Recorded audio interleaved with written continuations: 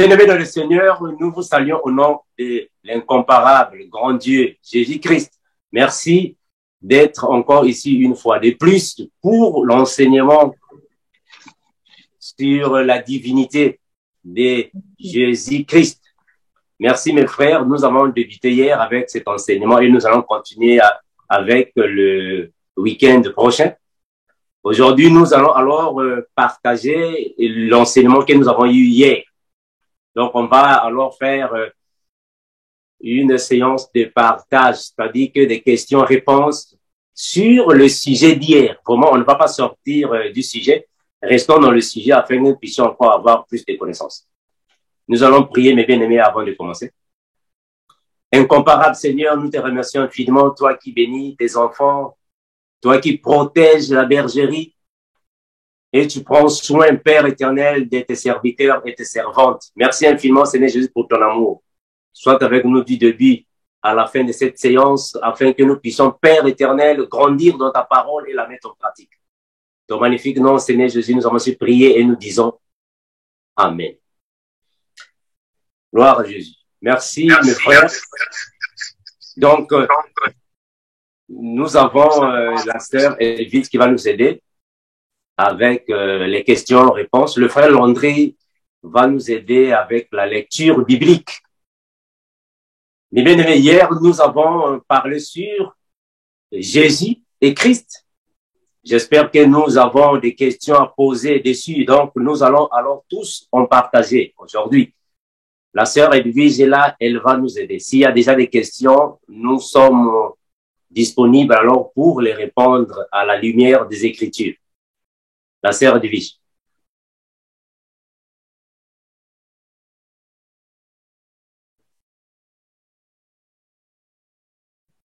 La sœur Edwige est là, la sœur Edwige. Oui, bonjour, frère Armando. Merci. Pour le moment, nous n'avons pas de main levée et dans le chat, nous n'avons non plus de questions. Gloire à Jésus. Donc, nous allons revenir au verset. Pendant que les frères sont en train de se connecter, on va revenir au verset que le frère Bienvenu nous avait donné hier. Frère Landry, nous sommes dans Michée chapitre 5. Pendant que les frères se préparent pour des questions, on va d'abord lire ce verset. Michée chapitre 5.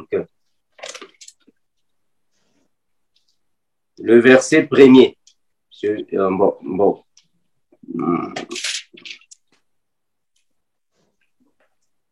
Michée 5, premier. Michée 5, verset premier. Et toi, Bethléem Ephrata, petite entre les milliers de Juda, de toi sortira pour moi celui qui dominera sur Israël, et dont l'origine remonte aux temps anciens, au jour de l'éternité. Gloire à Jésus. Donc, mes bien-aimés, ici, on nous parle de celui qui viendra, mais son origine remonte aux temps anciens, au jour de l'éternité. On a fait la différence hier entre Jésus et Christ. On a fait la différence hier entre les dimensions de Jésus et Christ. Ici, le prophète Michée est en train de parler de qui? Ici, c'est dans quelle dimension? Le prophète Michée ici parle de qui? S'il y a un frère ou une sœur qui veut répondre, s'il vous plaît, est-ce qu'on peut lever la main pour ne pas que nous puissions tous répondre au même moment? Ici, le prophète Michée est en train de parler de qui? Est-ce qu'il parle ici de Jésus? Il parle ici qui l'origine remonte depuis les temps anciens dans le chantier. La sœur Edwige. Oui, merci frère Armando. Nous avons le frère Guy qui a la main levée. Merci ma sœur. Et bonsoir à tout le monde. Et pour répondre à la question, je dirais que ici, le prophète Michée est en train de parler de Jésus. Et je voulais poser une autre question également, mon frère Armando. Et quand il s'agit du Messie, est-ce que c'est Jésus en chair ou il s'agit de toute la divinité de Dieu, s'il te plaît? Bon, en fait, on doit d'abord comprendre que Messie n'est pas un nom personnel. Ça va, non? Le Messie n'est pas un nom propre. Le Messie signifie tout simplement c'est lui qui vient pour sauver. C'est lui qui vient pour sauver. C'est lui qui est oint par Dieu et vient pour sauver. Il est le Messie. Donc, Jésus est venu pour sauver le peuple d'Israël. Donc, il est le Messie.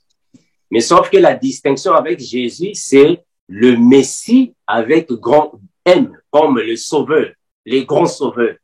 Lui, il ne vient pas seulement pour sauver Israël, mais en fait, bon, attention, il ne vient pas seulement pour sauver le peuple qui est en Israël. Parce que Israël a eu plusieurs, en réalité, Israël a eu plusieurs messies. Parce que Messie veut dire c'est lui qui vient pour sauver, le sauveur. Israël, le peuple d'Israël a eu plusieurs sauveurs. Moïse était un sauveur, non? C'est lui qui est parti sauver les enfants d'Israël. Il y a eu plusieurs sauveurs. On peut citer, ils sont plusieurs, les sauveurs qui ont sauvé Israël en face des guerres. Parce que Israël était un pays qui a traversé plusieurs guerres. Ils ont eu plusieurs sauveurs. C'est comme Josué. Josué a sauvé le peuple d'Israël. Il est aussi sauveur. Mais avec Jésus, c'est différent. Jésus, lui, il est le sauveur de l'humanité. Il n'est pas venu seulement pour le peuple qui est en Israël, mais lui, il est venu pour toutes les nations de la terre. C'est ça qui marque maintenant la différence avec Jésus. Voilà pourquoi on met Jésus le sauveur avec S majuscule. Parce qu'avec lui, c'est différent. C'est comme les dieux. Il y a plusieurs dieux, mais tous les dieux ont les D minuscules. Avec le Dieu créateur, c'est D majuscule parce que avec lui, c'est différent. La divinité est plus élevée. Donc, le Messie dont on parle dans la Bible, que nous considérons, c'est Jésus-Christ. C'est lui qui est venu comme Messie pour sauver les enfants qui doivent alors rentrer au Père et ceux qui vont alors rester pendant la guerre d'Armageddon. C'est lui le Messie pour nous. Pour nous, les chrétiens, notre Messie, c'est Jésus-Christ. Merci, mon frère. Merci. La Sylvie. Merci, frère Guy, pour ta question. Nous donnons la parole à notre frère Christophe. Shalom à tous mes bien-aimés. Salut, frère Christophe. Bonjour, frère Armando. Oh, oui. Ma question est la suivante. Les vrais chrétiens qui marchent dans la sanctification, qui ont la chair aussi et l'esprit, parce que nous aussi, nous sommes aussi formés de la chair et l'esprit. Et je voulais aussi demander si on peut faire la comparaison entre nous et Jésus, parce que notre esprit aussi ira vers le Père au jour de notre mort. Est-ce qu'il y a une comparaison entre lui et nous? Parce qu'il habite en nous, nous en lui. Ok. Merci. Voilà, au fait, il y a une différence. Vous voyez, en fait, on prend l'exemple du Messie. Le Messie qui est loin, un oint des dieux. Bon, aujourd'hui, nous sommes les oints des dieux. C'est comme ça. Donc, la différence est que une personne est divisée en 3 sections. Nous avons l'esprit, le corps et l'âme. Ça, c'est la personne. Mais sauf que nous avons aussi le Saint-Esprit en nous. Donc là, nous avons notre propre esprit et le Saint-Esprit, le corps et l'âme. Ça, c'est pour nous les humains. Mais avec Jésus, c'est différent parce que Jésus, lui, premièrement, quand il vient ici sur terre, c'est une incarnation. Bon, avec nous aussi, c'est la même chose, mais sauf qu'avec Jésus, c'est différent. C'est une incarnation de Dieu le Père. Donc, avec lui, il y aura une différence par rapport à la division d'une personne normale. Parce que nous n'avons pas la plénitude de Dieu en nous. Non. Jésus, lui, il avait la plénitude de la divinité. Attention, il y a une différence. La plénitude que l'Église a, c'est ce que la Bible a dit, non? Nous avons en Jésus la plénitude. Voilà. Donc, premièrement, c'est Jésus qui a la plénitude de la divinité et il est en nous. Mais nous, les êtres humains, nous n'avons pas la plénitude de la divinité comme Jésus. Avec Jésus, c'est différent. Vraiment, c'est différent avec Jésus. Parce que nous, quand nous venons dans le monde, nous ne venons pas avec le Saint-Esprit. Le cas de tout le monde, c'est différent. Mais Jésus, lui, il vient avec le Saint-Esprit et il a et est le Saint-Esprit au même moment. Donc, il y a différence avec lui et nous qui devons recevoir le Saint-Esprit et marcher avec le Saint-Esprit. Vraiment, c'est totalement différent avec le Christ parce que lui, c'est l'incarnation de la parole déjà. Or, nous devons le recevoir et marcher avec. D'ailleurs, nous avons même la différence de la manière que nous, et en fait, nous qui avons le corps physique, nous sommes nés dans le péché. Or, Jésus, lui, quand il naît, il n'est pas né dans le péché. C'est ça la différence avec Jésus, la distinction avec Jésus. C'est ce qui marque alors cette distinction incomparable entre Jésus et nous les humains. Vraiment, il y a une grande différence. On ne peut pas vraiment s'accaparer à Jésus. Frère Christophe, je ne sais pas si, j'ai compris. Si j'ai été direct à ta question. Oui, j'ai compris la base de notre Seigneur Jésus-Christ. Lui n'est pas né dans le péché, donc il y a beaucoup de choses qui nous diffèrent entre lui et nous. Merci. Merci, mon frère. La service. Oui, frère Armando, nous donnons la parole à notre frère Eloge. Frère Eloge, prête au micro. Je voudrais d'abord répondre à la question du frère Armando qui demandait est-ce que dans Michée, il est question ici de Jésus ou de Christ. Et je pense bien qu'il s'agit de Christ ici parce que c'est Christ qui vit d'éternité en éternité, qui a vécu avant même notre temps, notre Père. C'est lui qui a vécu avant la fondation du monde. Et ma question, c'est dans Apocalypse chapitre 1er, verset 8. Il est dit, je suis l'alpha et l'oméga, dit le Seigneur Dieu, celui qui est, qui était et qui vient, le Tout-Puissant. Ici, c'est Jésus. En fait, si on remonte encore un peu plus haut, on dit, voici, il vient avec les nuées, et tout œil le verra, même ceux qui l'ont percé. Même ceux qui l'ont percé. Maintenant, quand on voit un peu ces deux versets ici, qui a été percé, c'est Jésus. Et quand on parle de l'alpha et l'oméga, est-ce qu'il s'agit là de Christ ou de Jésus? Ou les deux à la fois? Oh, ok. L'alpha, au fait, l'alpha et l'oméga n'a pas seulement commencé dans la nouvelle alliance. C'est commencé dans l'ancienne alliance. Ça va, non? Ah, voilà. Mais donc, on va voir dans l'ancienne alliance qui avait prononcé l'alpha et l'oméga. On va voir ça. Le frère Londi va nous aider. On va prendre ce que dit la parole. Ce que la Bible dit.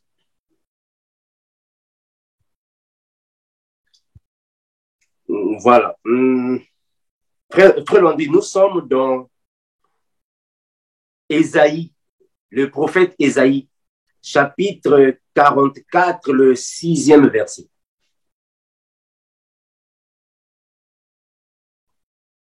Ésaïe 44, verset 6. Voilà. Ainsi parle l'Éternel, roi d'Israël et son Rédempteur, l'Éternel des armées. Je suis le premier et je suis le dernier. Et hors moi, il n'y a point de Dieu. Gloire à Jésus. Amen. On prend encore le chapitre 48 et le verset 12. Chapitre 48 d'Ésaïe, verset 12. Écoute-moi, Jacob, et toi, Israël, que j'ai appelé. c'est moi qui suis, c'est moi. Moi qui suis le premier, c'est aussi moi qui suis le dernier. Amen. Amen. Donc, la notion de l'alpha et l'oméga n'a pas commencé seulement dans la nouvelle alliance. Ça a commencé depuis l'ancienne alliance. Donc, les prophètes, Dieu a déjà parlé par les prophètes que c'est moi qui suis le premier et le dernier. Et Jésus est venu confirmer le premier et le dernier. Donc, le premier et le dernier a commencé là-bas. Or, dans l'ancienne alliance, est-ce que c'était, bon, en fait, autant des prophètes, est-ce que c'était Jésus ou c'était Christ? Le frère Eloge. Autant d'Isaïe, est-ce que c'est Jésus qui était là-bas? Non, c'était Christ. Ah, voilà. Donc, tu as déjà ta réponse. Donc, c'est Christ d'abord, après Jésus. Voilà pourquoi il a dit, c'est moi qui suis le premier et le dernier. Et il confirme que je suis le Rédempteur. Or, qu'est-ce que signifie Rédempteur? Un Rédempteur, c'est celui qui vient pour ôter le péché.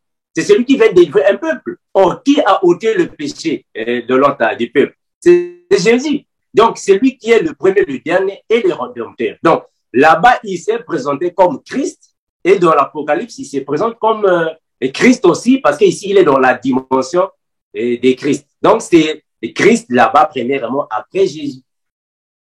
Ça va, mon bien. Voilà, voilà, Jésus. La sœur Elvis. Oui, merci, frère. Nous donnons la parole à notre frère Arens, qui avait la main levée. Frère Arens, si... Bonjour tout le monde. Bonjour, Salut. frère Armando. Salut, frère Arens. Ok. Bon, c'était un peu dans la même optique par rapport à ce que vous veniez de dire. Je voulais juste demander, étant donné qu'un être humain a trois parties, c'est-à-dire le corps, l'âme et l'esprit, alors si Jésus avait aussi, ou si on peut dire que Jésus a une âme, ça c'est la première question. Disons que c'est une sous-question. Et la deuxième sous-question, c'est par rapport à Jésus-Christ. Toujours, étant donné que il y a les trois parties, à la place d'avoir notre esprit, est-ce qu'on peut dire que Jésus, à la place d'avoir l'esprit de l'homme, avait totalement Dieu, ou disons l'esprit de Dieu, totalement à la place d'avoir l'esprit d'un être humain? C'est un peu Bon, frère, ça, mais... on va d'abord répondre à la première, hein, parce que, voilà, pour ne pas que nous puissions nous perdre. Bon, quand Jésus meurt, il revient vers les apôtres. Là, il n'avait plus un corps, non? Il était maintenant, en fait, il avait le corps glorieux, le corps céleste. Là, il peut entrer directement. Ça, c'est le véritable corps de Jésus. Parce que ça, c'est le corps céleste. Premièrement, il faut d'abord comprendre que Jésus, un Christ, en réalité, n'est pas une personne. C'est un esprit qui a pris un corps et il est venu auprès des hommes. Donc, sa composition sera différente à la nôtre. Mais Dieu a fait les choses de la manière que nous avons le corps, l'âme et l'esprit. Mais quand on parle de Dieu, on voit le Père, le Fils et le Saint-Esprit. Cette composition, ou soit cette combinaison des trois éléments qui a donné aux hommes la combinaison du corps, l'âme et l'esprit. Alors, Jésus, lui, étant Dieu le Père en personne, ne peut pas avoir les mêmes éléments que nous avons, de la manière que bon, lui aussi, en fait, il est mort, après son corps va pourrir, après il va sortir. Non, c'est différent avec nous. Nous, quand nous mourons, le corps doit pourrir. Le corps va périr parce que ce corps ici est périssable.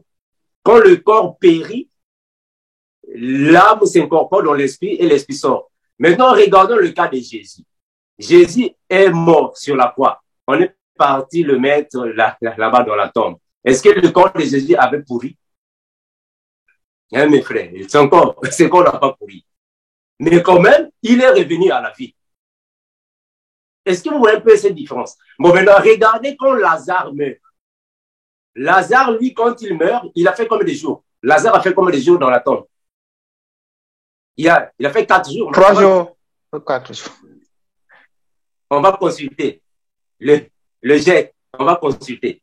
Frère Landé, aide-nous. Il a fait combien de jours? Il a fait 4 jours. 4 jours. Voilà. C'est ça, non? Voilà. Maintenant, regardons. Quand Jésus arrive, la sœur de Lazare a dit, mais non, il est déjà là pendant déjà 4 jours. Il commence déjà à puer. Alors, on comprend que Lazare était en train de se décomposer. Vous voyez la différence avec Jésus? Lazare était en train de se décomposer. Mais or, Jésus a fait combien de jours dans la tombe? Jésus a fait combien de jours dans la tombe? 3 jours. 3, non? Ça, 3 jours. Donc, ça, c'est la différence. Donc, avec Jésus, vraiment, il n'y a pas de comparaison avec nous, les humains.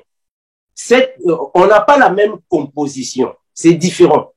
Parce que quand une personne meurt, Dieu détruit le corps. Prenons l'exemple de Moïse. Moïse, quand il meurt, personne n'a vu l'altar, le cadavre de Moïse. Mais quand même, la Bible dit, parce que le frère Jude a vu dans la vision que le corps de Moïse était là. Mais c'est Dieu qui l'a détruit. Donc, vraiment, on ne va pas prendre Jésus, la composition de Jésus, et notre composition. Vraiment, ça ne va pas donner, parce que nous ne sommes pas pareils. Ça, c'est le premier point. Frère Arès, le deuxième point était quoi? Si tu peux me rappeler. Oui, c'est par rapport toujours à la composition de l'être humain. Alors, je disais, si à la place d'avoir l'esprit que nous avons, lui, il a totalement l'esprit de Dieu. Donc, c'est Dieu lui-même, étant donné que Dieu est esprit. À la place d'avoir l'esprit de l'être humain. Voilà, mais c'est ça, non? Au fait, Jésus, lui, pendant que nous avons notre esprit d'abord et le Saint-Esprit, Jésus n'était pas comme ça. Pour Jésus, c'est différent. Jésus, lui, son esprit était totalement le Père. Parce que c'est ce que le frère Paul a dit, que toute la plénitude de la divinité était en lui. Donc, lui, il n'avait pas envie d'avoir un esprit d'abord à lui et le Saint-Esprit. Parce qu'en réalité, nous avons 2 esprits en nous.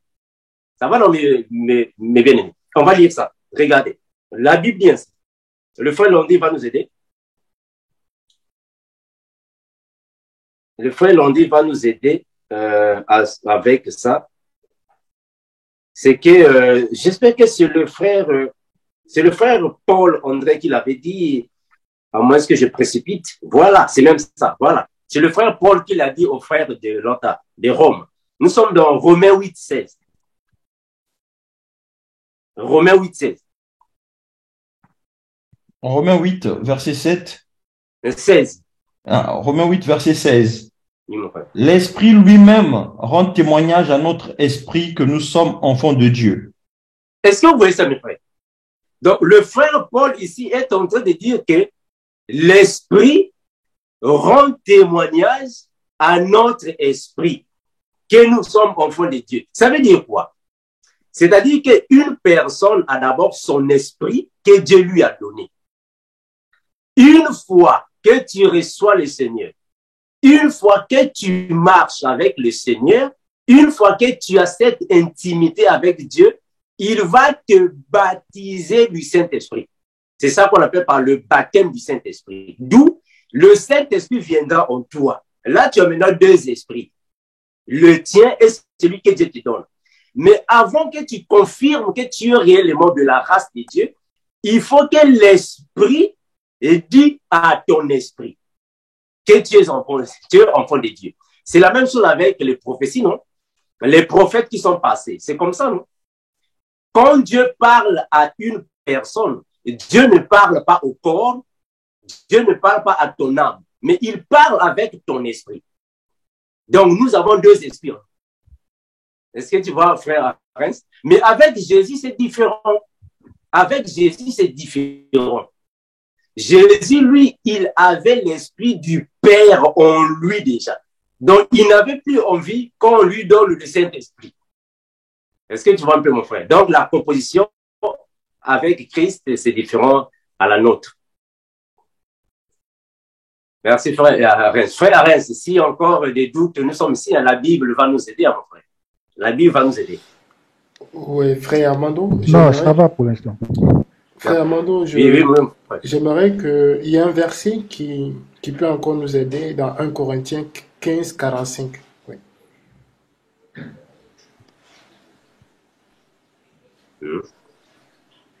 1 Corinthiens combien? 15, le chapitre 15, le verset 45. Finlandais. 1 Corinthiens 15, 45. C'est pourquoi il est écrit: le premier homme, Adam, devint une âme vivante.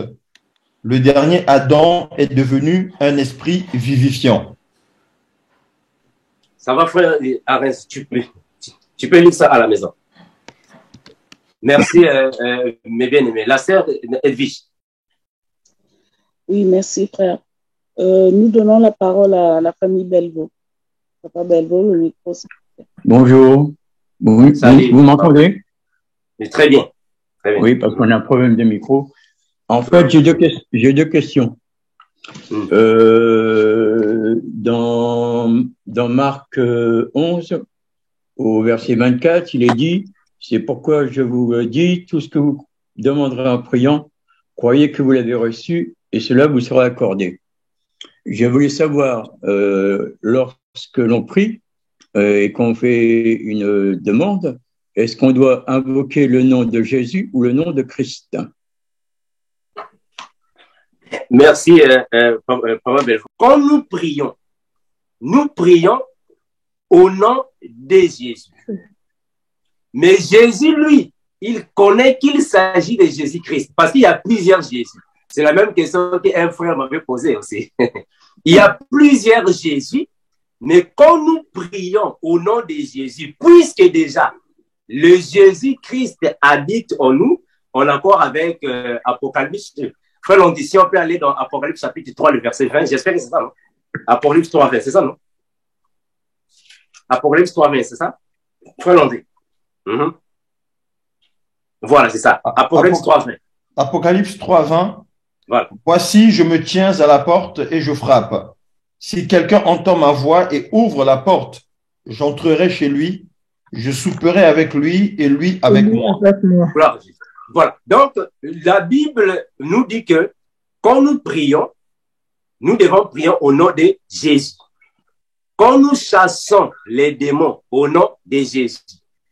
Mais le Jésus que nous disons ici, aussi longtemps qu'il est déjà en nous, il sait que nous sommes en train de parler de Jésus-Christ. Parce que on peut être dans une ville, par exemple, soit dans un quartier, dans une zone, il y a plus de 5 personnes qui s'appellent Jésus là-bas.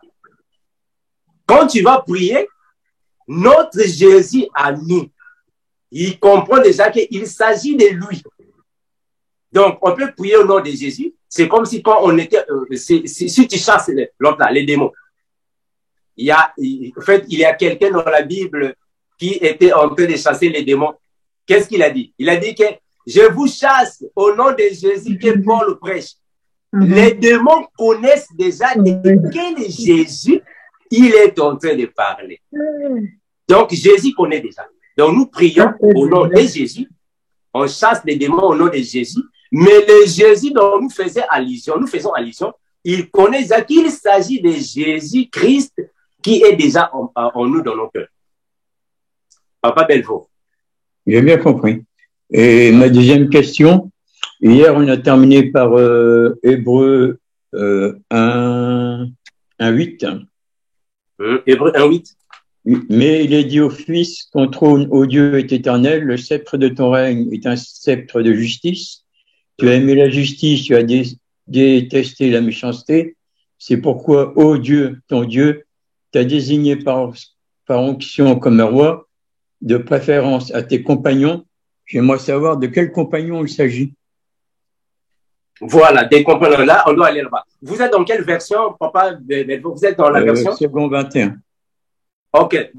Frère Landy, tu peux prendre ça dans ta version? Oui, bon. Voilà, pour que nous puissions avoir une idée générale. Hein.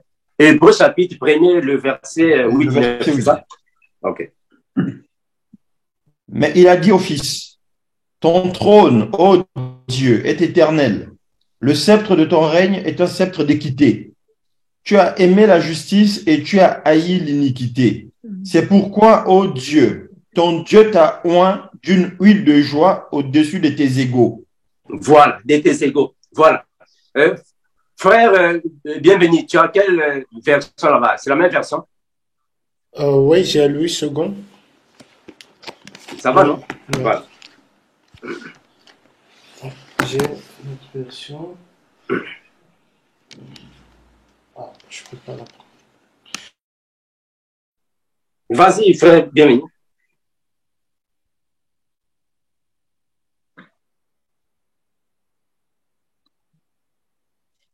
Frère, bienvenue, tu es là?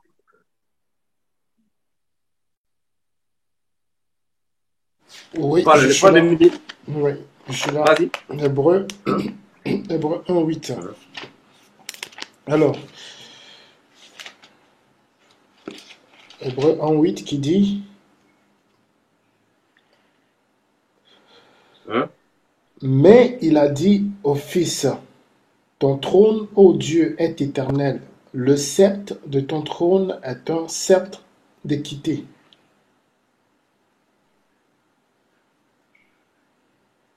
Continue, mon frère, continue. Tu as aimé la justice et tu as haï l'iniquité. C'est pourquoi Dieu, ton Dieu, t'a oint d'une huile de joie au-dessus de tes égaux. Très bien. Voilà, mes bien-aimés, regardons. Quand Christ vient au monde, il a pris un corps. Quand il prend un corps, il devient qui? Il devient une personne. Ça va, non? Voilà, ici, on l'appelle fils. Parce qu'il devient une personne. En devenant une personne, il est semblable au Fils des hommes. Quand il vient, il est semblable maintenant à nous. Voilà pourquoi l'apôtre Paul va lui dire ici, frère, on dit, tu vas nous aider pour voir qui sont ses égaux. Qui sont ses égaux? Le frère Landy va nous aider. Nous sommes dans Corinthiens, je crois. On va chercher ce que le frère Paul a dit.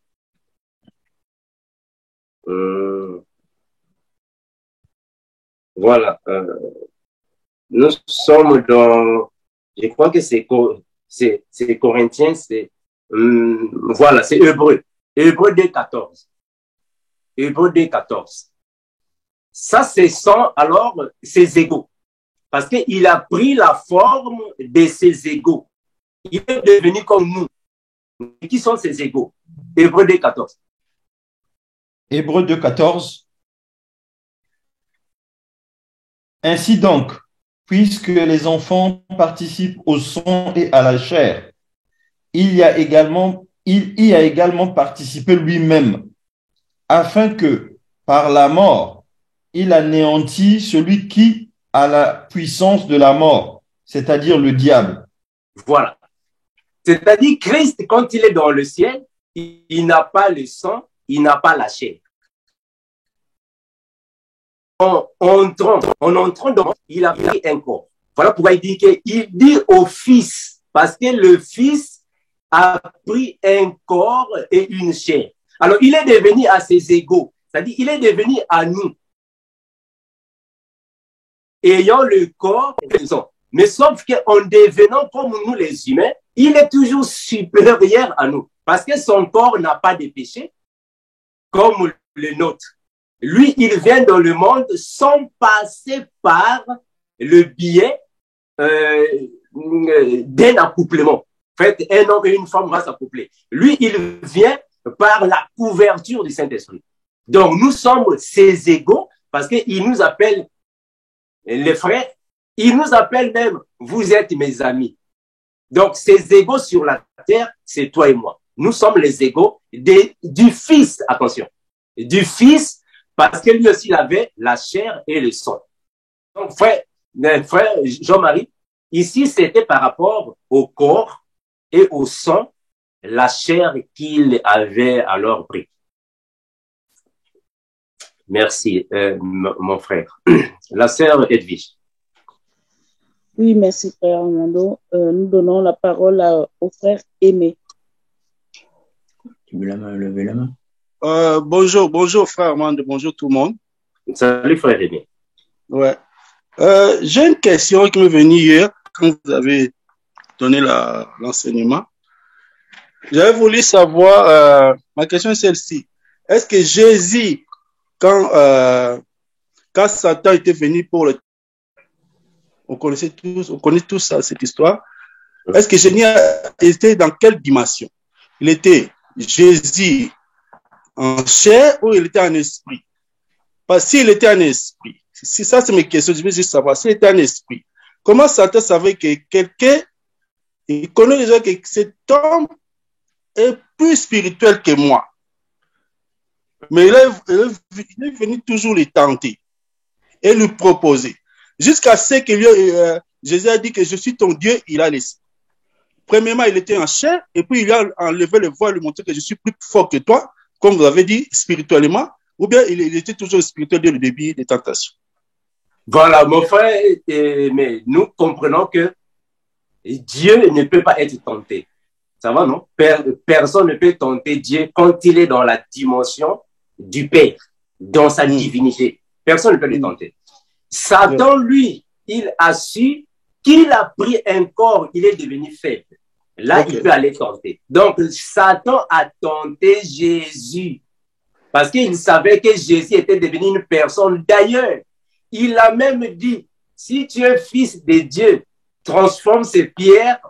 Est-ce que vous voyez? Parce qu'il savait que c'est une personne qui aura faim. Il va chercher de manger. Or, Dieu ne mange pas. Et Dieu, dans sa position spirituelle, il ne mange pas. Mais il mange quand il prend la forme humaine. Il est parti manger chez Abraham, Dieu.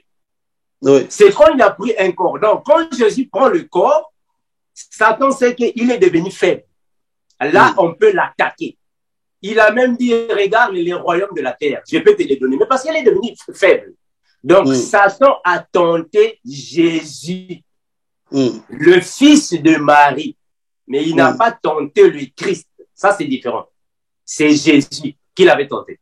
Mais sauf que quand il est sur la montagne, là, il a aussi la possibilité de venir dans sa position de Christ.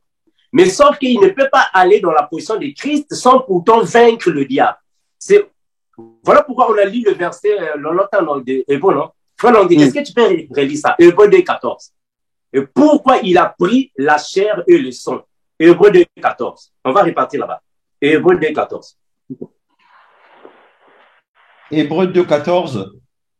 Ainsi donc, puisque les enfants participent au sang et à la chair, il y a également participé lui-même, afin que, par la mort, il anéantit celui qui a la puissance de la mort, c'est-à-dire le diable.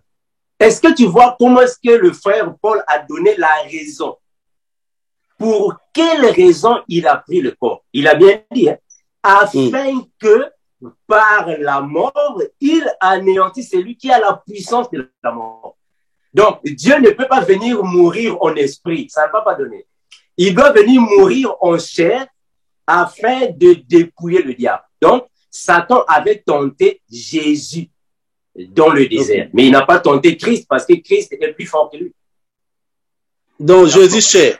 Voilà, il a tenté Jésus chair. La chair de Jésus. Parce que c'est la chair qui subit des tentations. Pas l'esprit, c'est la chair. Ok. Mais c'est comment, bon, depuis, si on le voit dans la Bible, depuis qu'il a tenté première fois, quand on lui a dit que Jésus est son Dieu, donc Jésus était dans la chair, mais il a fui jusqu'à la fin, il n'est pas encore revenu. Donc Jésus a montré un peu qu'il a enlevé le voile qui nous montre de sa gloire, ou quoi? Non, mais c'est ça, frère aimé. Sauf que tu as vu que quand Jésus l'a résisté, il est parti, non? Mais quand il part, il n'est pas encore parti. Souviens-toi, quand il était en train de souper avec ses disciples, qu'est-ce qu'il a dit? Il a dit qu'un de vous me trahira. Les disciples ont dit non, personne ne peut dire ok, ça va. C'est lui à qui je donnerai le pain. Quand il a donné le bout de pain à Judas, qu'est-ce qui s'est passé? La Bible a bien dit, Satan est hanté. Donc Satan était toujours là. Satan était toujours là. D'ailleurs, qu'est-ce qu'il a dit à Pierre? On va lire ça. Quelque chose d'ici, il a dit à Pierre. Frère Landé, on va dire ça. On va lire ça pour comprendre que Satan n'était pas parti définitivement. Il était toujours autour de lui pour chercher des voies et moyens comment le faire tomber. Ok. Voilà, qu'est-ce que Jésus dit? Il dit ici, on va prendre ça. Jésus l'a dit quelque part ici, on va chercher ce passage. Voilà, nous sommes dans Matthieu. Voilà, Matthieu chapitre 4, verset 10. Matthieu 4, 10. Matthieu 4, 10. Soit, frère Landy, si tu peux commencer à partir du verset...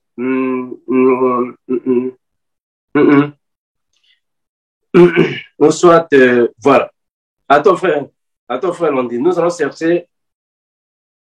prends Matthieu 16, c'est mieux. Matthieu chapitre 16, pardon. Matthieu chapitre 16. Voilà, on prend le... Voilà, Matthieu 16... prenons le verset aussi. Qu'est-ce que vous faites? Nous sommes en train de chercher un verset qui va nous faciliter la compréhension. Pour ne pas trop aller loin, prenons le verset 22 et 23.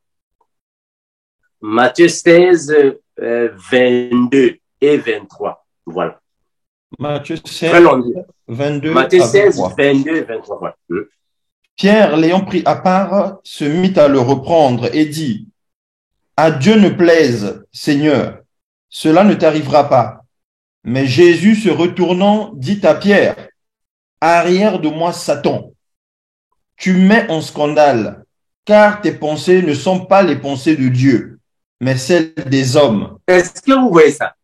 Jésus est en train de parler avec Pierre, mais il dit, « Arrière de moi, Satan. » En réalité, Jésus, lui, il ne voyait pas Pierre parler.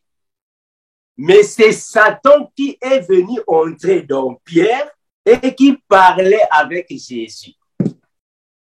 Donc, quand Jésus est en train de chasser Satan, en réalité, il ne parle pas à Pierre, il chasse Satan parce que lui, il voit autre chose.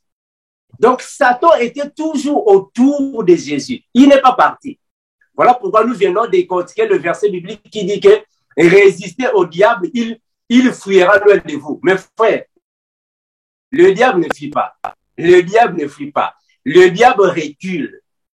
Quand il recule, il va encore revenir. Il ne va pas fuir, il va revenir. Donc, le diable était toujours là autour de Jésus pour chercher des voies et moyens. Comment est-ce qu'il va le faire tomber? Donc, ça, c'était Jésus. Ça, c'était pas Christ.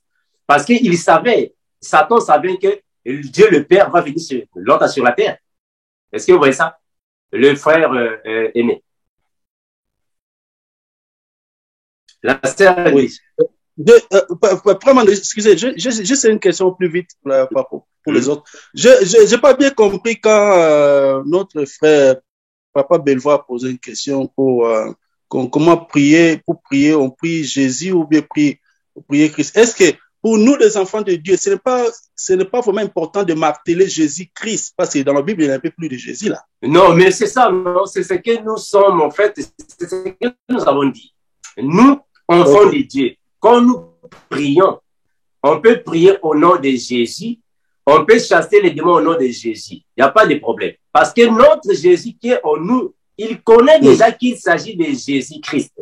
Mais on peut aussi prier au nom de Jésus-Christ. C'est la même chose. Il n'y a pas de différence. C'est la même chose. D'accord, mon frère? Voilà. Ok. C'est bon. Merci. La sœur Edwige. Oui, frère Armando, merci, frère. Ok, oui, frère. Puisque nous avons plusieurs sœurs Fatou dans le groupe, j'imagine que c'est la sœur Fatou du Sénégal. Sœur Fatou, le micro. Merci, sœur Edwige. Bonjour à tous. Bonjour, frère Armando. Oui, sœur Fatou. Moi, ma question est, je voulais savoir, parce que lorsque Jésus était venu sur terre, d'autres l'appelaient fils de David. Pourquoi fils de David? Et ici, s'agit-il de quel David? Voilà, c'est ça ma question. Merci, sœur Fatou. Moi, je sais que ça, c'est tout un enseignement. Mais nous allons, en fait, seulement répondre ici. Mais c'est tout un enseignement. On va seulement répondre. En fait, nous savons que en fait, on peut répondre ça selon la doctrine et aussi selon la révélation. Comme c'est juste une question, en fait, c'est juste une réponse rapide. Premièrement, il faut d'abord savoir que David, il était l'ancêtre des résidents de Bethléem. Alors, on comprend aussi que Joseph et Marie viennent de la descendance de David. Et Jésus sort de cette descendance. Alors, quand on appelle en fait Christ le fils de David, nous, quand nous voyons ça dans la Révélation, on comprend que Jésus là-bas, il est aussi le symbole, ou soit la préfiguration, si vous voulez, de Salomon, qui est le fils de David, qui doit alors prendre le règne de son père. Parce que Bartimée, qu'il a dit, ça aussi, c'est ça aussi des inspirations, qui doit prendre alors le trône de son père. Mais on l'appelle physiquement selon la doctrine, fils de David, parce qu'il est sorti de la descendance de David. Parce que quand nous voyons, en fait, ses parents viennent aussi de David, les descendances de David. Donc, David était l'arrière-grand-père de Jésus, parce qu'il sort de cette famille-là. Parce que si nous partons même dans la Bible, si nous partons dans la Bible, on va comprendre que Joseph, Marie étaient de Bethléem. On peut prendre un verset biblique pour compléter ça. Pour compléter ça, frère, tu vas nous aider avec des passages bibliques. Bon, j'irai ici en anglais. Ok. Je vais choisir un passage biblique afin que la Bible puisse nous aider.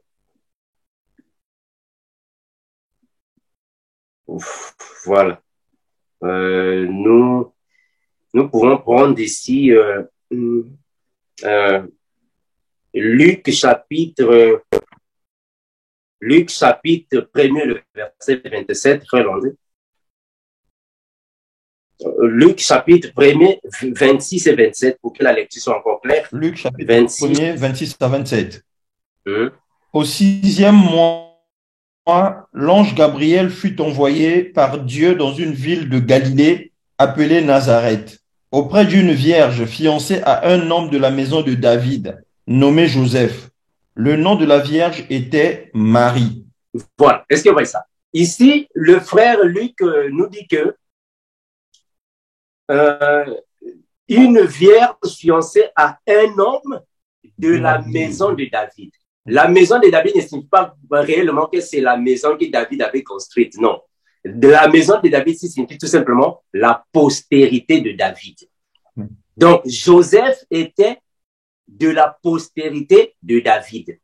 Marie également sont venus de là. Parce que quand nous prenons aussi même, frère Landry, quand nous prenons Luc 2, 11, Luc 2, verset 11. Voilà. C'est qu'aujourd'hui, dans la ville de David, il nous est né un sauveur, qui est le Christ, le Seigneur. Voilà. Est-ce que vous voyez ça? Donc, on parle de la maison de David. En réalité, ce n'est pas la maison que David a fait construire. La ville de David. Donc, ça, c'était des gens qui viennent de la postérité de David. Jésus est né de cette postérité de David, Joseph, Marie, cette postérité, d'où on l'appelle fils de David. Mais en réalité, il n'est pas le fils de David comme tel. Parce que Jésus lui-même, il a dit que, oh, mais comment est-ce que vous m'appelez fils de David alors que David lui-même m'appelle Seigneur? Est-ce que vous voyez ça? Si on peut voir ce verset. Si David lui-même m'appelle Seigneur, vous m'appelez fils de David, pourquoi? C'est par rapport à la descendance, à la postérité, qu'on l'appelle fils de David. Mais il n'était pas le fils de David comme tel. Ça va, ma sœur Fatou? Oui, ça va, frère. La sœur Edwige. Merci, sœur Marie. Nous donnons la parole à notre frère Guy.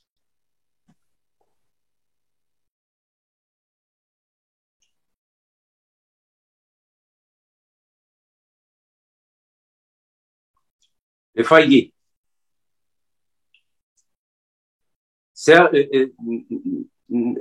Il peut avoir, on dirait, un problème de connexion. Est-ce qu'on peut passer? Oui, après, il va frère revenir. Armando. Ok, frère Armando. Vu que la sœur Marie est revenue, sœur Marie ou frère Roland, à vous le micro. Oui.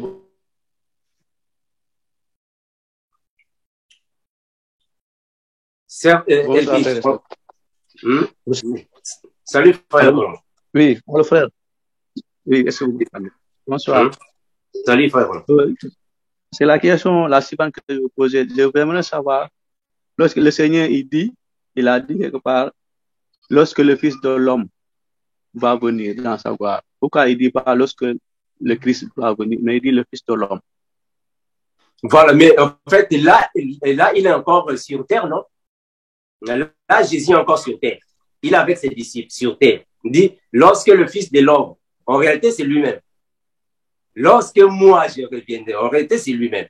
Lorsqu'il reviendra dans sa gloire. Là, on a parlé de ça. Ça sera maintenant après la guerre d'Armageddon. C'est qu'on avait dit. Quand il va revenir avec les armées célestes pour la guerre d'Armageddon. C'est là qu'il reviendra avec la gloire. Mais le Fils de l'homme signifie tout simplement une personne qui est née par une femme. Parce que Dieu appelait même Ézéchiel le Fils de l'homme. Nous aussi, nous sommes les fils des hommes. Donc, c'était juste une façon de parler. Lorsque le Fils de l'homme, c'est juste une façon de parler. En réalité, c'est lui-même. C'est Jésus-Christ dans la position de Christ. Okay, merci, frère. Merci, frère Roland. La salle dit. Merci, frère Roland. Merci, frère Roland. Nous donnons la parole à notre frère Eloge. Merci. J'ai deux questions. La première concerne la réponse que le frère Armando a donnée à la question du frère Arens, où on parlait de la volonté du Seigneur, que quelquefois on peut faire des choses, on peut demander des choses, Dieu ne nous donne pas tout. Quand ça ne rentre pas dans la volonté du Seigneur, il ne nous donne pas. Maintenant, ma question est de savoir si un frère, par exemple, prie pour un bien-aimé, un frère qui a l'habitude de prier, le Seigneur touche des vies, mais il prie pour un bien-aimé et que malheureusement, rien ne se manifeste. Est-ce que ici, c'est pas la volonté du Seigneur? Le Seigneur ne voulait pas, enfin, ne veut pas accomplir sa volonté par ce bien-aimé-là, par ce frère-là, ou en fait, c'est un peu cela ma question. Est-ce que c'est le Seigneur qui ne veut pas accomplir sa volonté par ce bien-aimé? Bon, mon frère, voilà pourquoi nous disons que, d'ailleurs, la Bible dit, non? Avant même que nous prions, Dieu a déjà entendu la prière. Est-ce que tu vois ça? C'est ce que la Bible dit. Donc, quand nous sommes en train de prier, Dieu a déjà entendu toute la prière. Donc, ce n'est pas parce que nous allons prier et que Dieu va faire parce que nous avons prié. Non, il fait quand il veut. Dieu fait les choses selon son programme. Nous pouvons prier pour un frère, nous pouvons accompagner un frère dans les prières, mais parfois, Dieu ne va pas réagir. Dieu garde le silence. Donc, les choses se fassent selon sa volonté. Ce n'est pas notre volonté, mais la volonté du Père. On peut avoir la foi, nous pouvons avoir la vie de sanctification, mais cela ne signifie pas dire que dans nos prières, tout ce que nous allons demander, c'est ce que Dieu fera. Non, Dieu fait des choses selon sa volonté, en accord avec notre foi, parce qu'il est souverain. D'abord, mon frère. Voilà, Jésus. Ma deuxième question concerne la visite de Dieu à Abraham. Dieu est accompagné de deux autres hommes. Est-ce que ces hommes-là, ce sont les anges qui ont accompagné le Seigneur, ou bien c'est Dieu lui-même qui est représenté à la fois Dieu le Père, Dieu le Fils et Dieu le Saint-Esprit qui sont venus visiter? Non, ça sont les anges, mon frère. Alors, si nous prenons ça, Dieu le Père, le Saint-Esprit, non, là, on va les séparer. Or, Dieu est inséparable. On ne peut pas séparer Dieu. Donc, le Père, le Fils, le Saint-Esprit ne peuvent pas être séparés. Non. Dieu lui-même, il est à la fois dans cette dimension. Quand il vient chez Abraham avec ses deux anges, ça, ce sont les anges incarnés. Parce que les anges aussi ont le pouvoir de s'incarner. Ce sont les anges. Voilà pourquoi ils les ont envoyés dans Sodome et Gomorrhe. Ce sont les anges. Cela ne signifie pas le Père, le Fils et le Père, le Fils et l'Esprit. Non. Ce sont les anges de Dieu. Ça va, non? D'abord, le frère, voilà, les apôtres ont même dit que quelques-uns ont hébergé une fois les anges sans le savoir. Donc, ce sont les anges. Et la sœur Lise. Sœur Lise. Oui, frère Amando, nous donnons la parole à notre frère Guy, si le micro. Frère Guy, ton micro.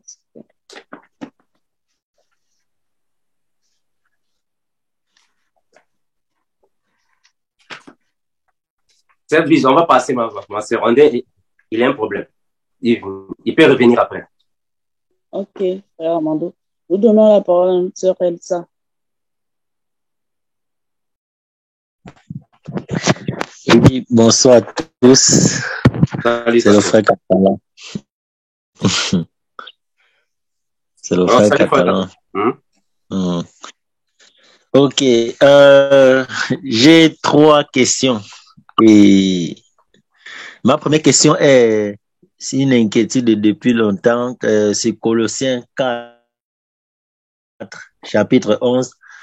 Où il est écrit, le chapitre nous parle d'un autre homme qui s'appelait Jésus à la même époque. Et que notre Seigneur, bon, mon inquiétude est que ce que j'aimerais comprendre est que nous, on nous a appris que le Seigneur a eu un nom au-dessus de tout nom. Donc, moi, personnellement, ma manière de comprendre, je pensais que le nom du Seigneur était un nom unique à lui. Mais ça m'a vraiment troublé de comprendre qu'il y avait encore un autre Jésus là-bas, mais qui n'était pas notre Seigneur. Donc, c'était ça ma première question. Ok. Voilà, donc c'est par rapport au nom. Bon, au fait, oui. C'est que nous avons dit que le nom qui nous a été donné, qui est au-dessus de toute autorité, c'est le nom de Jésus. C'est le nom de Jésus.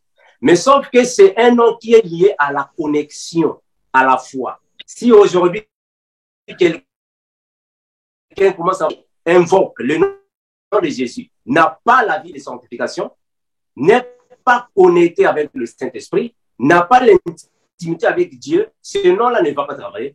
Non, il n'y aura pas des effets. Il faut que ce nom soit connecté avec ton Saint-Esprit, parce que Jésus qui est en toi, c'est lui qui va se manifester. Parce qu'il faut comprendre que les démons ou le diable connaissent le nom de Jésus et ils doivent aussi te connaître. Donc, quand tu es en train de parler du nom de Jésus, aussi longtemps que tu as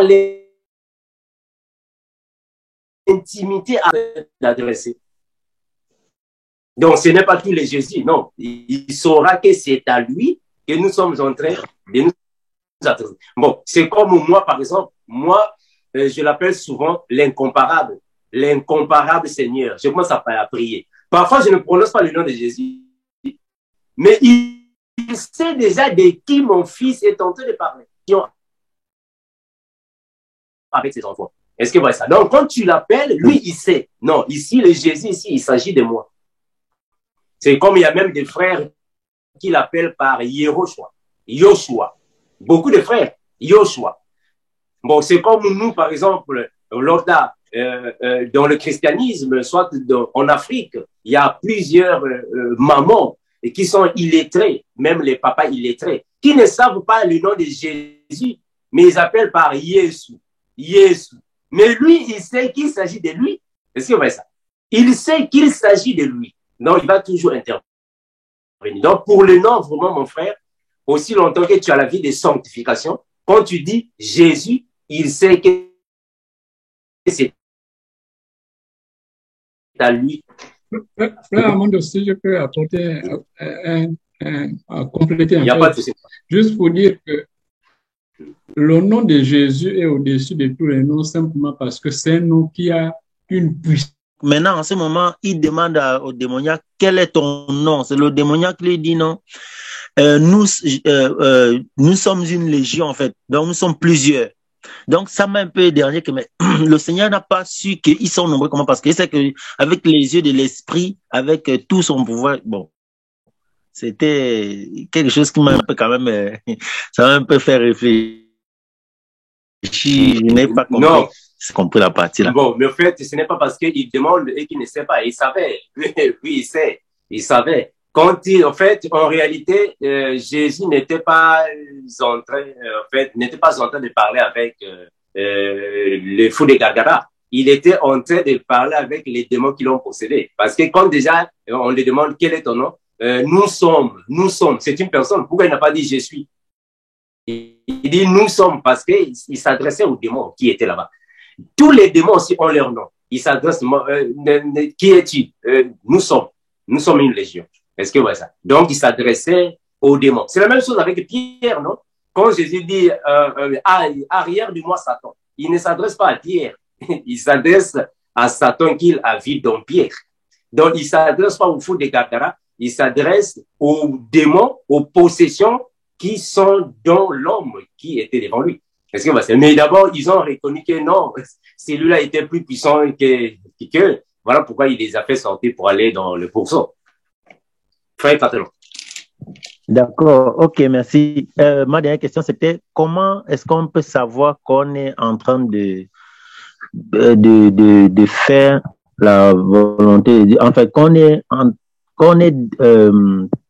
comment je vais dire ça? Donc, le plan que Dieu a voulu pour nous, là, comment on peut savoir qu'en ce moment-ci, on est en train de suivre ce qu'il veut? Parce que je sais qu'on peut être en train de faire quelque chose, on prie, on veut qu'il bénisse, mais la chose n'aboutit pas. Peut-être pas parce que c'est pas ce qu'il veut, mais finalement, comment est-ce qu'on va savoir alors quand est-ce qu'on est en train de faire ce que lui, il veut? C'est ça. Mais tu as ta Bible là-bas? Oui, voilà. Oui. Voilà. Est-ce que tu peux lire dans Jérémie 33:3? Qu'est-ce qu'on a dit là-bas? Jérémie 33:3 dit quoi? Je vais regarder. C'était un peu. Jérémie 33.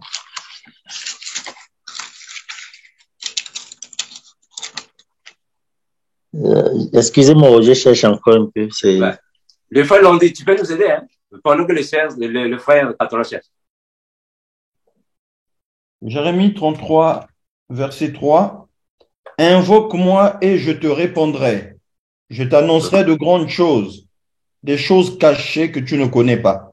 Voilà. Donc, frère Catalan, si réellement tu veux savoir quel est le programme ou le plan de Dieu pour ta vie, mais c'est l'intimité entre toi et lui, non? Amen. Invoque-le, demande-le. Tu le demandes, Seigneur, que veux-tu que je fasse? Il va te parler, il va te répondre. Mais attention, aussi longtemps que tu as l'intimité avec lui, hein. Si tu n'as pas la vie de sanctification, ça ne sert pas. Parce que Dieu ne peut qu'écouter la voix de ceux qui ont la vie de sanctification. Il va s'approcher. Voilà pourquoi elle dit, si tu t'approches de moi, moi aussi je m'approcherai de toi. Mais donc, si tu t'éloignes de lui, il va aussi s'éloigner. Donc, c'est un problème de la vie de sanctification, mon frère. Que le Seigneur te bénisse, l'incomparable Jésus. Et la sœur Edwige. Merci beaucoup. Non, Jésus. La sœur Edwige. Oui, frère Armando, frère Guy attend la parole. Merci, ma sœur. Mon frère Armando, tout à l'heure, tu nous as dit que Jésus, quand il était sur terre, en tant qu'homme, il avait le corps et l'esprit. Il n'avait pas le même esprit que nous. Nous, on a l'esprit humain, plus quand on accepte Jésus, le Saint-Esprit vient habiter en nous. Je voulais savoir, lorsque l'ange Gabriel, quand il s'est présenté à Marie et qu'il a dit à Marie, tu seras enceinte par la vertu du Saint-Esprit. Donc là, c'était Dieu qui parlait à Marie. Et quand Marie elle était enceinte de Jésus, donc est-ce qu'à ce moment-là, l'esprit était dans Jésus ou pas encore dans Jésus, ou c'est à la naissance, quand Jésus est né, que l'esprit s'est incorporé dans le corps de Jésus? Donc, la deuxième question que je voulais poser, c'est pourquoi... Frère, répondez d'abord à la première, pour ne pas se tromper. Non, en fait, quand je dis que nous n'avons pas le même esprit, cela ne signifie pas dire que le Saint-Esprit. Parce que le Saint-Esprit que nous avons, c'est l'esprit que Jésus nous a donné. Donc, nous avons le même esprit par rapport au Saint-Esprit. mais j'étais en train de parler sur l'esprit que la personne possède premièrement. Ça va, non? Parce que nous étions au paradis, nous étions au ciel et nous sommes venus sur terre. Donc, nous avons aussi pris un corps. Donc, notre esprit à nous appartient à nous normalement. Mais le Saint-Esprit que nous avons, c'est le même que nous avons avec le Seigneur. Maintenant, quand Jésus vient dans le sein de Marie, mais c'est l'Esprit qui a pris la forme humaine, qui s'est incarné, qui a pris un corps pour venir dans Marie. Ça va? Voilà.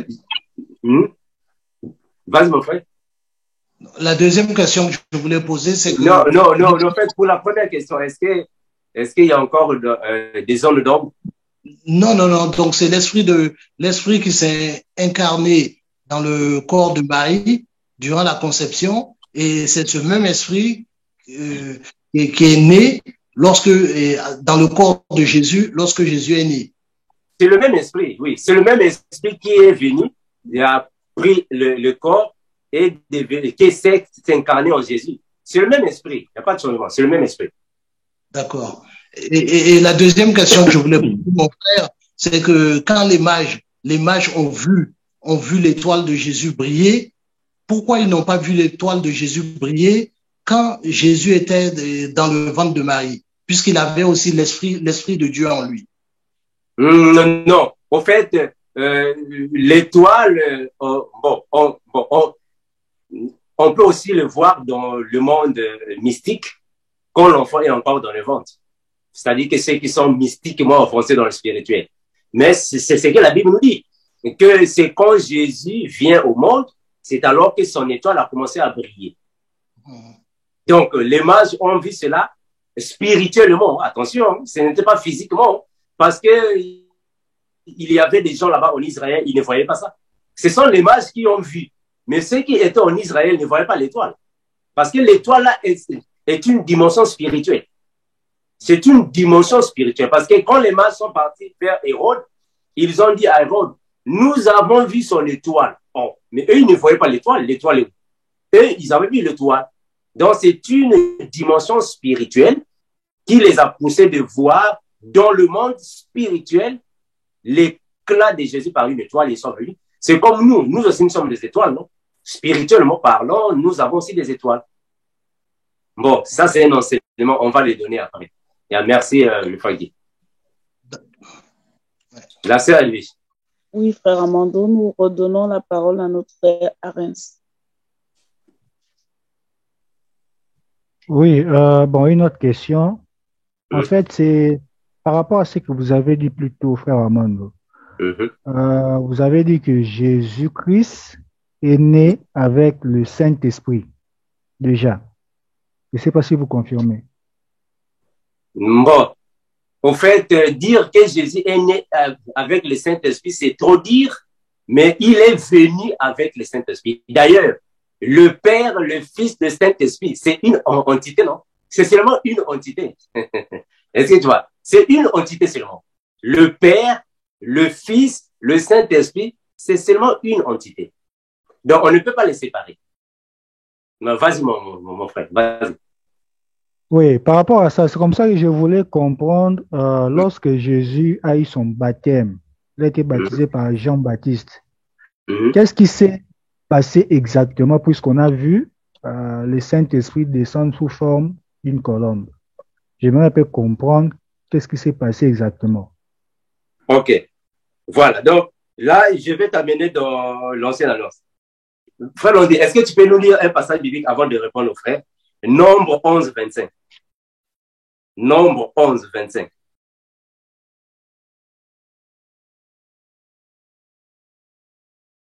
Nombre 11, 25. Nombre 11, verset 25. Il est écrit, l'Éternel descendit dans la nuée et parla à Moïse. Il prit de l'esprit qui était sur lui et le mit sur les 70 anciens. Et dès que l'esprit reposa sur eux, ils prophétisèrent, mais ils ne continuèrent pas. Voilà. Mon frère, est-ce que tu vois ce que Dieu fait ici? Et Dieu a dit à Moïse de choisir 70 anciens. Bon, par la direction de Dieu le Père, très bien. Quand il y a eu les 70 anciens devant Moïse, qu'est-ce que Dieu a fait? Dieu descend, il a pris l'esprit de Moïse. Il faut bien saisir là-bas. Il prend l'esprit de Moïse, il a multiplié l'esprit de Moïse en 70 personnes. Donc, l'esprit de Moïse est devenu 61. Est-ce que tu vois comment est-ce qu'il a fait la multiplication de l'esprit de Moïse? Donc, Dieu est capable de prendre même ton esprit, il va multiplier ça même à 100 personnes, mais c'est le même esprit. C'est ce qu'il a fait quand Jésus entre dans l'eau de baptême. Quand il entre dans l'eau, la totalité de Dieu est en lui, mais quand même, il y a encore un autre esprit qui vient sur lui. Dieu est capable de se multiplier. Ça, c'est alors la notion de la multiplication. Dieu peut le faire, c'est facile pour lui. Et mon frère Arès. Mon frère Arès, est-ce que tu es là? Oui, oui, d'accord. Oui, je suis là. D'accord. La sœur Elise. Frère Mondo. Oui, mon frère. Est-ce qu'on peut, on peut faire un petit complément pour frère Arès? Non, il n'y a pas de souci. Voilà, c'est-à-dire que pour être un peu terre à terre, on va revenir sur la notion que tu as donnée, hein, de l'être qui est tripartite, en fait. Nous avons dit que l'être humain est constitué corps, âme et esprit. Mais Jésus, homme, n'avait pas un esprit égal au nôtre, en fait. Lui, il avait une avance sur nous. Hein? Nous sommes nés dans le péché, lui, il n'est pas né dans le péché. Même étant constitué corps, âme, esprit, son esprit était déjà différent du nôtre, en fait. Hein, frère Arès? C'est-à-dire que on peut donner un exemple. C'est-à-dire que on peut dire en fait que Jésus, lui, son corps à lui, et plutôt son esprit à lui, était un esprit supérieur au nôtre. Et il était différent du nôtre. Voilà pourquoi, bon, il y a un verset dans Daniel 5 là-bas qui dit que les ennemis de Daniel avaient vu en lui un esprit supérieur.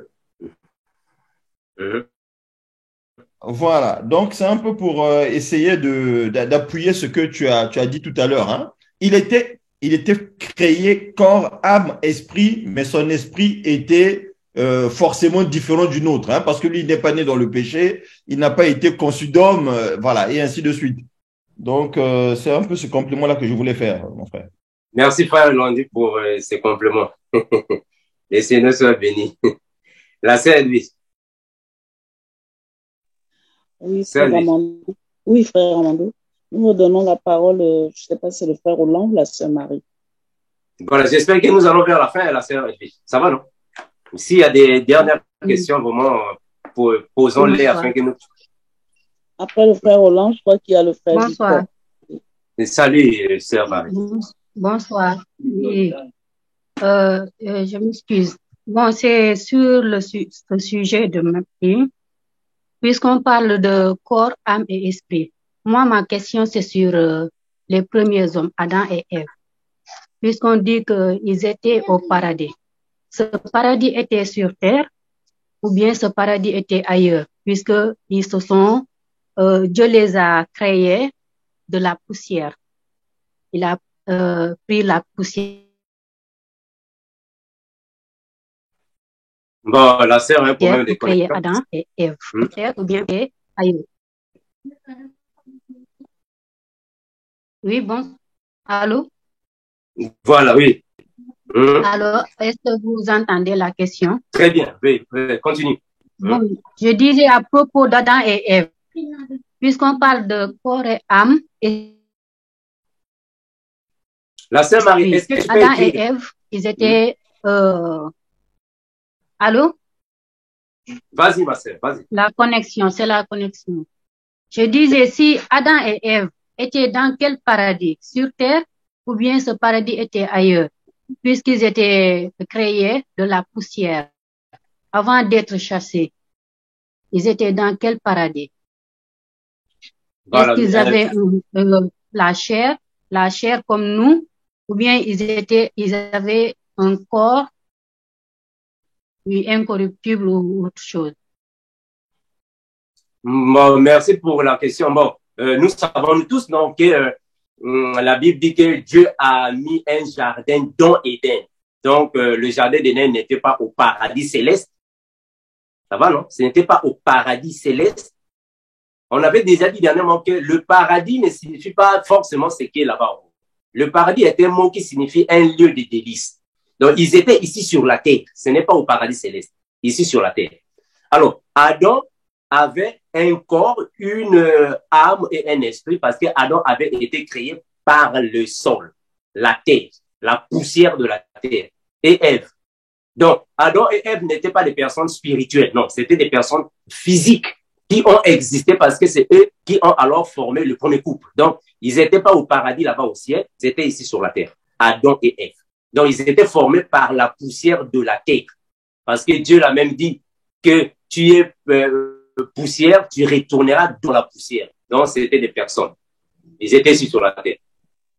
Merci, Sœur Marie. D'accord. À propos de cela, est-ce que avant que Adam et Ève puissent pécher, est-ce qu'ils avaient l'esprit de Dieu ou bien un autre esprit? Non, Adam et Ève avaient leur esprit à eux. C'est ce que nous sommes en train de dire, non? Quand nous venons dans le monde, nous avons notre esprit à nous, le corps et l'âme. C'est ce que nous avons dit. Avant, non? Adam et Ève n'avaient pas le Saint-Esprit, non? Non. Adam et Ève n'avaient pas le Saint-Esprit. Parce que s'ils avaient le Saint-Esprit, ils n'allaient pas commettre ce péché-là. Ils n'avaient pas le Saint-Esprit. Ils avaient leur esprit à eux, et puis ils sont tombés dans le péché. Et puis Dieu les a chassés du jardin. Donc, ils n'étaient pas au ciel, ils étaient ici sur la terre. La sœur Edwige. Ok, merci. Merci, sœur Marie. Sœur Edwige. Oui, frère Amando.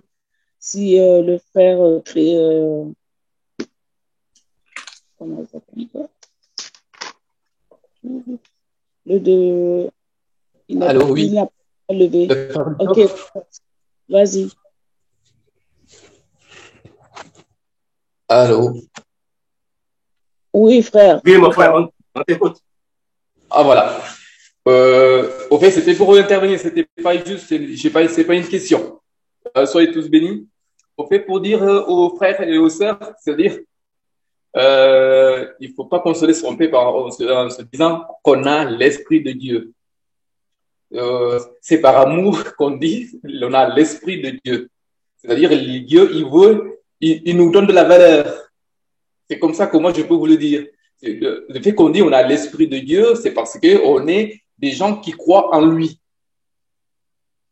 On est des gens qui croient en lui. Mais Jésus aussi, car le fait qu'on se dit, voilà, il est venu dans la chair, il est dans la dimension humaine, il est dans la dimension de faiblesse. Cela ne veut pas dire que maintenant, sa puissance est égale à la nôtre. Non. Dans sa dimension humaine, il y a toujours la plénitude de la divinité que nous n'avons pas. Nous avons une divinité, mais qui est limitée. Lui, même dans sa dimension humaine, avec une dimension limitée, mais sa dimension, elle est toujours au-dessus de nous. Donc, il ne faut pas que vous essayiez de se mettre, au même niveau, on peut, au moment où il est venu dans la dimension humaine.